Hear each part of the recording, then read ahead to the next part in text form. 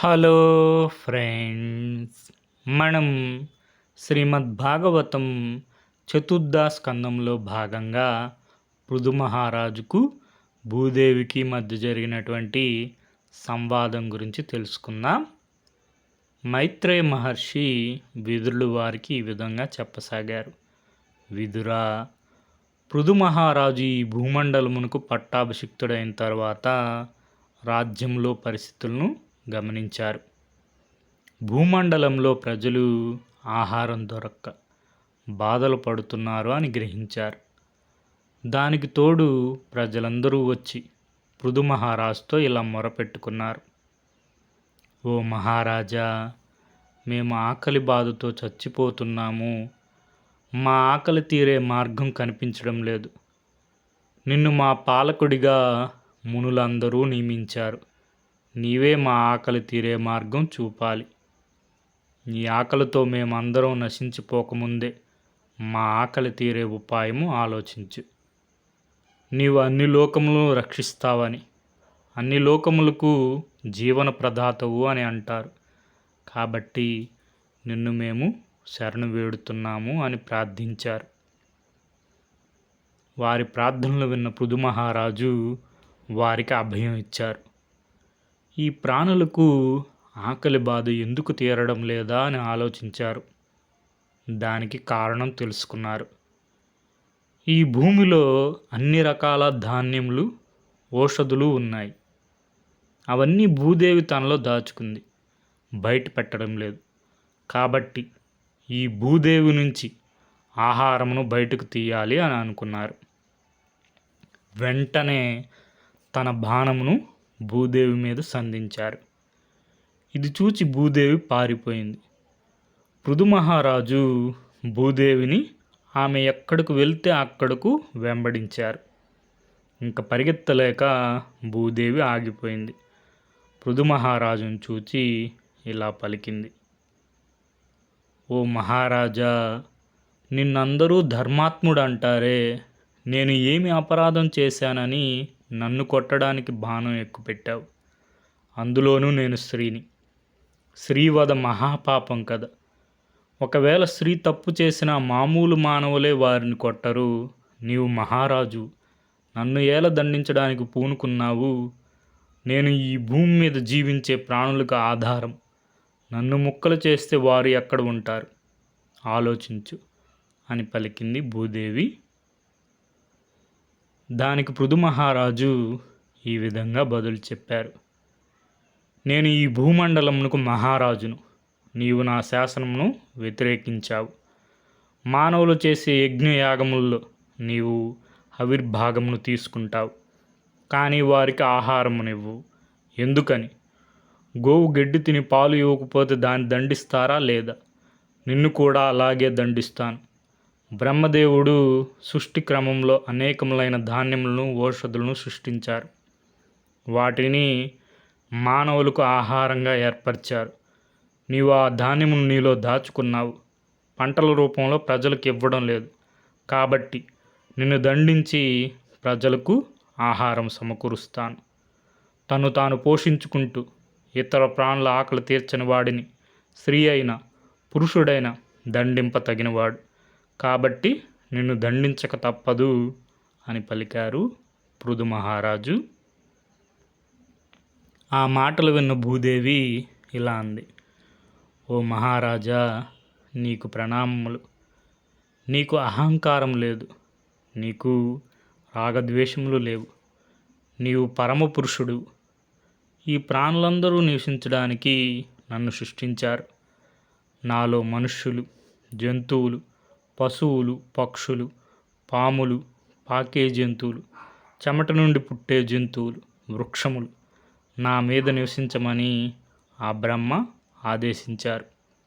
నీవు సాక్షాత్తు బ్రహ్మస్వరూపుడు. నీవే నన్ను చంపుతాను అంటే నేనెవరితో చెప్పుకోవాలి? బ్రహ్మ నన్ను సృష్టించారు. నీవు నన్ను చంపుతాను అంటున్నావు.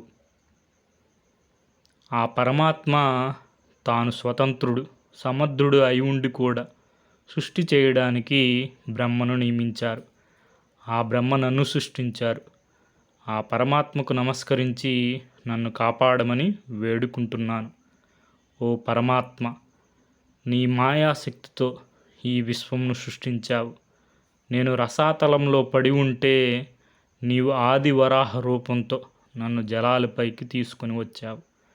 నీ ఆజ్ఞ మేరకు నేను సమస్త ప్రాణులను నా మీద ధరిస్తున్నాను.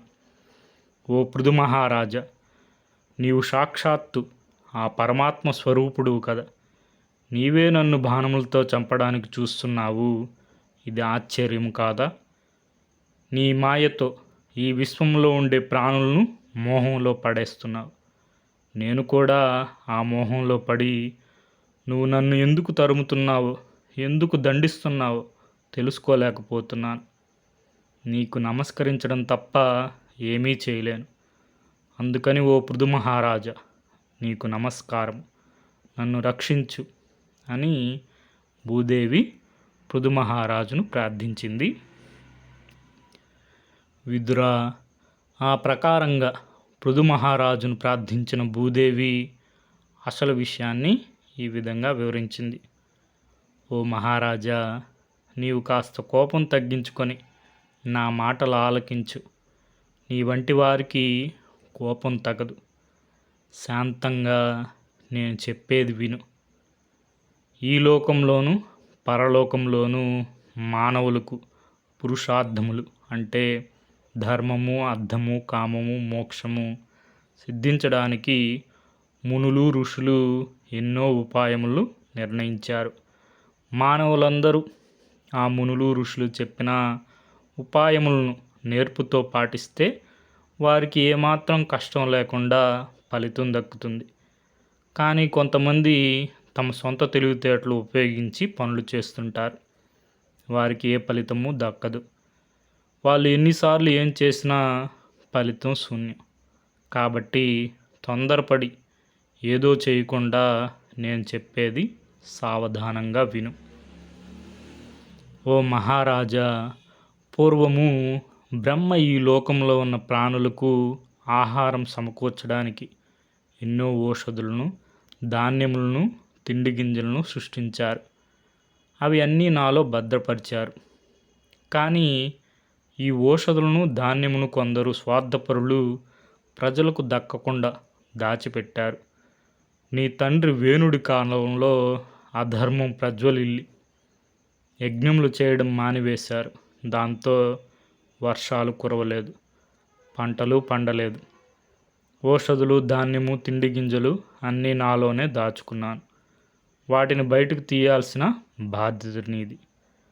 యజ్ఞములు చేసి వర్షాలు కురిపించు, వ్యవసాయం చేసి పంటలు పండించు, నీ ప్రజలకు ఆహారం సమకూర్చు. అవేమీ చేయకుండా నన్ను చంపుతానని నా వెంటబడితే ప్రయోజనం ఏముంటుంది?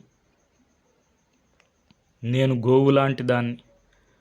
నా నుండి పాలు పితుక్కోవాలి, కానీ నన్ను చంపితే ప్రయోజనం ఏముంటుంది? కాబట్టి ఒక పాత్రను తెచ్చి నా నుండి ఔషధులను, ధాన్యములను పితుక్కో. నీవు కోరినవన్నీ నేను ఇస్తాను. ఓ రాజా, ముందు నీవు భూమిని సమతలంగా చేయి, అక్కడక్కడ లోతుగా చేయి. అందులో వర్షాకాలం తర్వాత కూడా నీరు నిలుస్తుంది, భూమి తడి ఆరకుండా ఉంటుంది అని పలికింది భూదేవి పృథు మహారాజుతో. భూదేవి పలికిన పలుకులను సావధానంగా విన్న పృథు మహారాజు ఎంతో సంతోషించారు. భూమి నుండి సకల ఔషధులను పిండారు. ఇది చూచిన మునులు, ఋషులు కూడా అదే మార్గం అవలంబించారు. తమ తమ కోరికలను అనుసరించి భూమి నుండి తమకు కావలసిన పదార్థములను పిండుకోసాగారు. ఇక్కడ మనకి ఎవరెవరు భూదేవి నుంచి ఏమేమి పొందారు అని ఉంది, ఒకసారి చూసుకోండి. తర్వాత ఈ విధంగా భూమి మీద ఉన్న అందరూ తమ తమ జాతుల్లోని ప్రధానంగా ఉన్న వాటిని దూడలుగా చేసుకొని తమకు కావలసిన వాటిని రకరకాల వస్తువుల రూపంలో భూమి నుండి పిండుకున్నారు. అన్నము తినే మానవులు భూమిని దున్ని చదును చేసి పంటలు పండించి ఆహార ధాన్యములను సమకూర్చుకున్నారు. విదుర ఈ ప్రకారంగా భూమి సస్యశ్యామలమైంది. పంట పొలాలతో, అరణ్యములతో, చెట్లతో కలకల్లాడింది. ప్రజల కోరికలను అన్నిటినీ తీర్చిన భూదేవిని పృథు తన కుమార్తెగా స్వీకరించారు. పృథు తన బాణములతో భూమిని సమతలంగా చేశారు. తర్వాత పృథు ప్రజలు ఉండడానికి వారికి తగ్గట్టుగా నివాసములను ఏర్పాటు చేశారు. ఆ ప్రకారంగా గ్రామములు, పురములు, పట్టణములు, దుర్గములు, పల్లెలు, సేనల శిబిరములు, వ్యవసాయ కుటుంబములు, పారిశ్రామిక కుటుంబములు, పర్వత ప్రాంతంలో నివాస స్థానములు ఏర్పడ్డాయి. పృథు ముందు ఈ భూమండలంలో గ్రామములు, పురములు, పట్టణములు మొదలగునవి లేవు. పృథు పాలనలో ప్రజలు వ్యవసాయం చేసుకుంటూ, పంటలు పండించుకుంటూ ఒకచోట స్థిరంగా ఉండసాగారు. ఇది మనకి శ్రీమద్భాగవతం చతుర్థ స్కందంలో పృథు భూదేవికి మధ్య జరిగినటువంటి సంవాదం. మూలం శ్రీమద్భాగవతం, సరళమైన తెలుగు వాక్య మొదలి వెంకట సుబ్రహ్మణ్యం గారు. Okay friends, thank you for watching.